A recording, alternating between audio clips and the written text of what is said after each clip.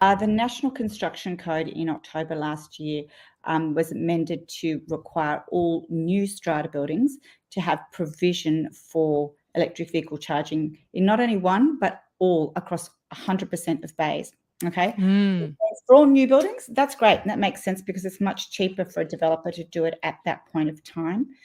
The issues that you do need to balance with that is if you do put an EV charger in every single bay, how much power is actually being drawn at the time?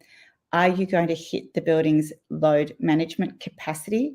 If you're in, for example, Alexandria or Mascot, where there's all those massive complexes, if every single person plugged in an EV at the same time, what happens there, right? Do you get a brownout? Are the load managements working? So they do need to be metered circuit boards. So Henry is actually right, but that doesn't really help the existing buildings right now. It's what we call within the building envelope and outside the building envelope.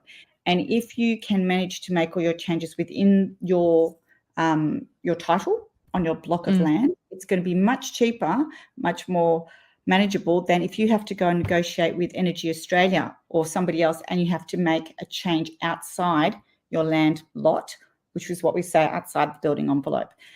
So it's really important to get proper consultants in at the beginning to help guide you and to really work out and survey your residents who is going to get an EV, over what period of time, what usage are they going to have, how often are they going to charge at home.